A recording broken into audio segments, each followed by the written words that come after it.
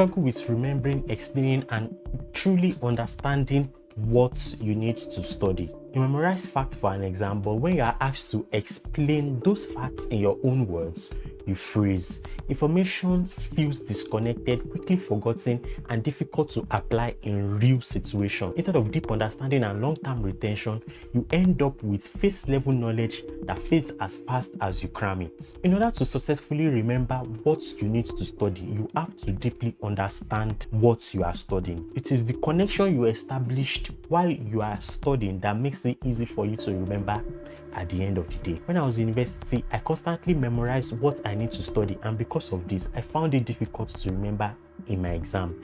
Everything changed when I applied this technique I'm about to share with you, because when I applied it, I was able to understand facts, and in fact, it made me remember 99% of what I studied. The name of the technique is Feynman Technique. In this video, I'm going to be explaining to you what Feynman Technique really is. I'll teach you how you can apply Feynman Technique step by step in order to understand and remember 99% of what you need to study. I'll also be explaining the improvements in Feynman Technique in recent times and the variations of how you can apply Feynman Technique whenever you are trying to study. If you are new here, I'm Abayomi, and right here on this channel, I provide tips and strategies that can help you learn better and improve in your academics. And if that sounds like something you're interested in, please subscribe to my channel right now. What is Feynman Technique? Feynman Technique is an excellent way to remember and truly understand whatever you are trying to study. It was developed by Richard Feynman, a Nobel laureate in physics. He noted that you must not fool yourself, and you are the easiest person to be fooled. Feynman Technique is just about explaining what you are studying in simple terms. And when it comes to explaining whatever you are studying in simple terms, it truly shows how you understand that particular concept. And because of this, it will eventually help you remember what you need to study. Richard Feynman rejects rote memorization, and he believes that learning should be active. He also stated that if you can't explain it simply, you don't understand it well enough. The truth is, you think you fully understand what you are studying, but then the moment you try to explain it in your exam, you realize you don't. The reason for this is because you don't learn deeply. You can't just accept things as face value. You have to learn deeply. In order to successfully apply the Feynman Technique, there are 6 steps that you need to follow. I'll be showing you how you can apply it by using a practical example in demand and supply and calculus in mathematics. So now we have 6 steps that I'll be explaining using these 2 topics.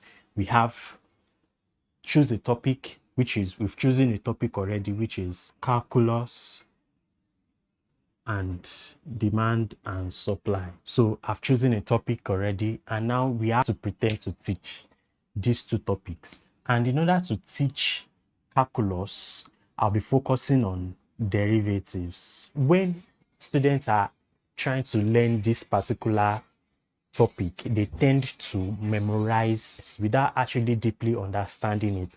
And that is why they find it difficult to solve, and they find it difficult to remember. This doesn't only apply to calculus alone, it also applies to demand and supply. Students tend to cram theories and they think they understand, but they don't understand. The essence of pretending to teach these topics is to actually see whether you can actually explain it in simple terms to a child, to a 5-year-old child. If you can explain it in simple terms, then you've understood it. If you can't, then it is important to relearn. It doesn't make any sense for you to regurgitate the memorized facts to a child, and the child will keep asking you, why is this like this? He or she wants to know the deep meaning.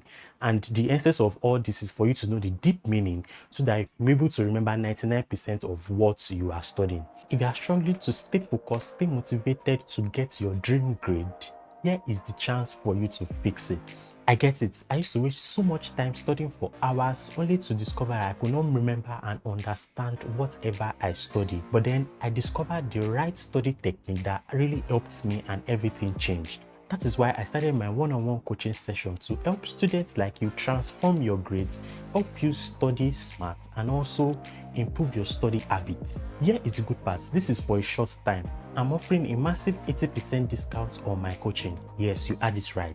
80% off. I want to help more students transform their study habits, make them study smart, and also improve their grade. If you are serious about studying the right way and seeing good results, click the link now in the description to get started before prices goes up. Don't miss on this opportunity. Click the link now to get started. So now, in derivative, students tend to memorize this, which is x squared is equal to 2x. They memorize this without actually knowing the deep meaning of what it is. So now, we want to pretend to teach this concept to a child. You can't just tell the child that you differentiate this into 2x. You have to actually explain the deep meaning. Then how can you do this? We now have to ask ourselves the why question. Why is x squared equals to 2x? That is when you now go further into the deep meaning. If you cannot explain why it is like that, then you've not understood enough. And in fact, you find it difficult to remember in the exam. Now, the why question is that when a car moves at a particular speed, there's a change that occurs. And this change can be defined by this derivative. So now when a car is at the initial place, it is described as 2x. That is, it has not moved at all. Now when there is a move, when there is an acceleration, there is a change. And that is why this changed to this. You can see that I actually explained it to a child. Now, at this point, you are expected to write it down for the child to, for you to be able to understand. Pretend that you are teaching, write it down. The more the speed of the car, the more the change. So this becomes 2x. You can see, so the derivative is actually showing how a particular thing changes with respect to something. Instead of just memorizing the whole facts, you can actually explain it with a speed. Now, after the pretending to teach, then we have to identify the gaps. Now, you've actually explained it, but now, what if a question is asked? Then you have to go back to what you are learning and try to identify the gap in knowledge. And that is when you now try to simplify what you are trying to learn by bringing analogies. And that is what I have explained earlier by using the speed of a car. After you must have gone through, we've picked a topic, we've pretended to teach, we've identified the gaps. It is when you identify the gap that you actually go back and forth, you check what you are learning and you compare with your answer. And when question is asked, you go back to what you are learning and try to prefer answers to those questions. And now when you simplify by using analogy, that is when I used the example of speed of a car. The next step is for you to review and revisit. Now, in order for the memory to be sustained, then you have to review and revisit. Then you have to revise it and keep going back to it by learning it again and again. Then this is where you now actually teach someone, when you've actually gotten the whole facts that you have. Then when you are teaching someone, that is when the information gets solidified in your brain. That is that. So now after using a mathematics aspect to explain, now we have to go to how it applies in a theory, how we can use this step to explain in a theory aspect. We've chosen a topic which is demand and supply. When this particular statement is given while you are reading, when demand goes up, supply stays the same and price increase, students tend to cram this statement. And when they are asked in exam, they tend to regurgitate this statement for the examiner. But when they are asked why is it like that, when they go deeper, then that's when problem comes in and they cannot explain in their own words. And the essence of you trying to remember 99% of anything you study is for you to deeply understand, to the extent that you'll be able to write anything at any point in time in your own words. You'll be able to be flexible and you'll be able to apply it at any point in time. Now, when you have this particular statement and you want to explain to a child, how will you do it? Now, we've chosen the topic and we have a statement. Now, when you want to learn this, the question now is why? The why question. Always ask yourself the why question. When demand goes up, supply stays the same and price increase. Why? Then this is where you now pretend to teach. And in this case, that is when you bring up scenarios.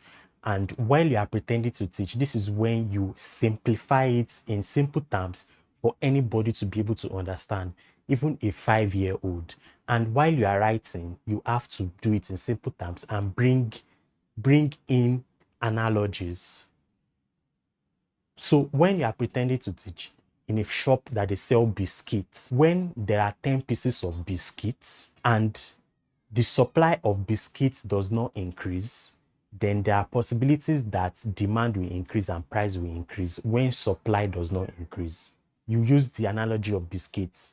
That is a simple way to explain to a 5-year-old.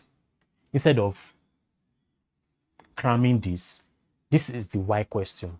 Now, I've pretended to teach and I have identified the gaps.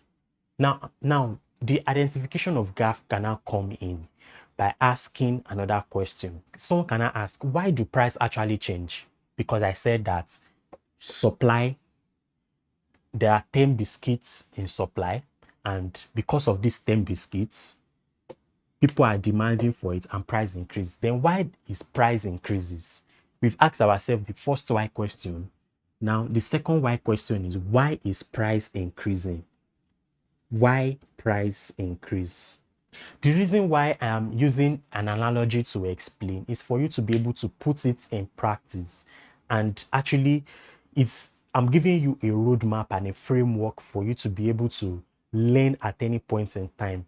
Always ask yourself the why question. Now, why is price increasing?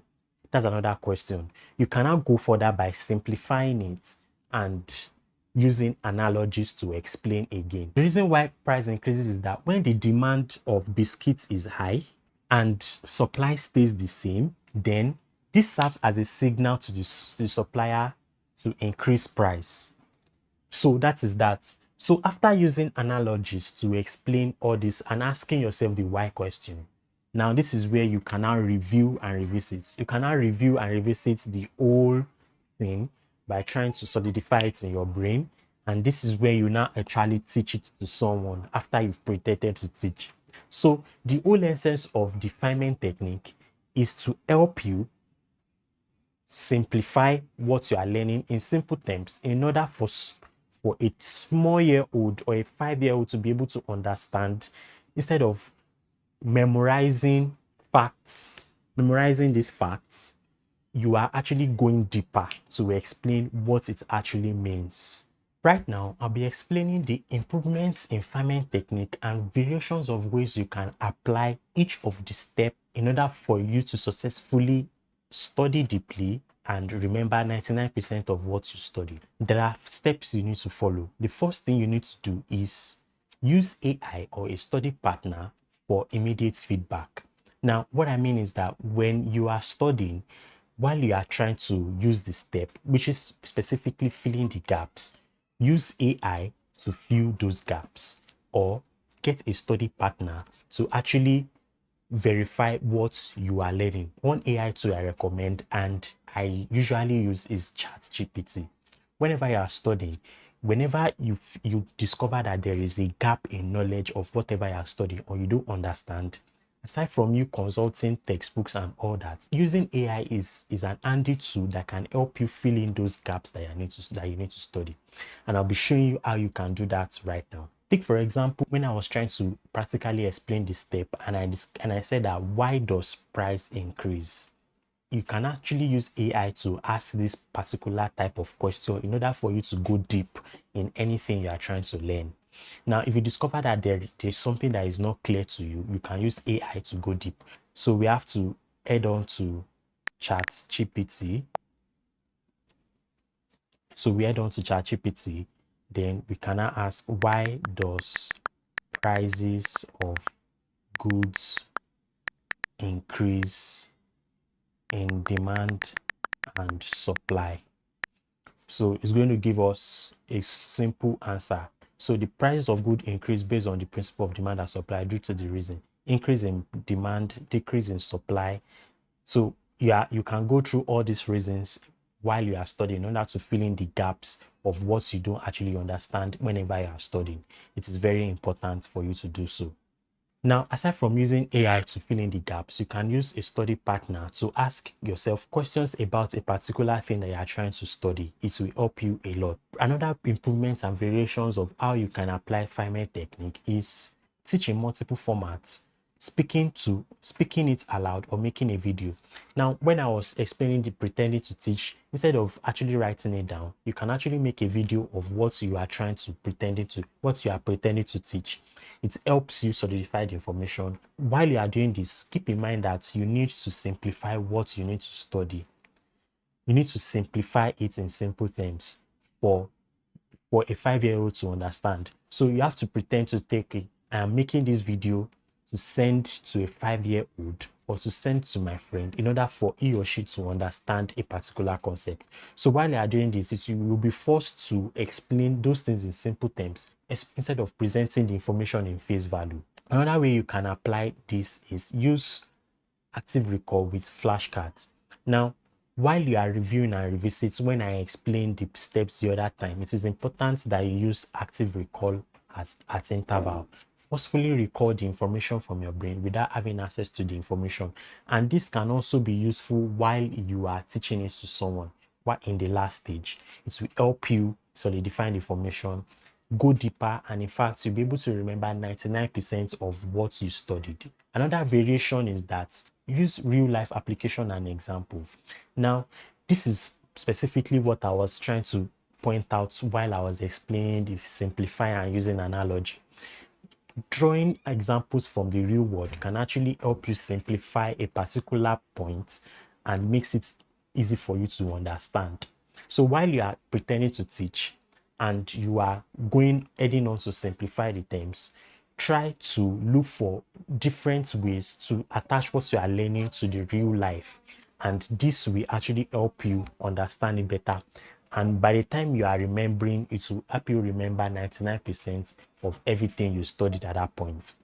And also, try as much as possible to apply chunking and spaced repetition. When you use chunking, you are breaking down large information into manageable chunks. And then while you are doing this, you are actually simplifying what you are trying to learn. And if you actually study at interval by simplifying what you are trying to learn, the ones you've simplified, if you allocate it to each of the day over a period of time, you'll be able to understand. In fact, you'll be able to remember almost 99% of what you study. So if you use all these things that I've explained in conjunction with the Feynman technique, you'll be able to remember at any point in time. I hope you got so much value from this video. If you did, please like the video and also subscribe to my channel. You can also check out this other video on other things you need to study and remember anything. So thank you so much for watching, and see you on the next one.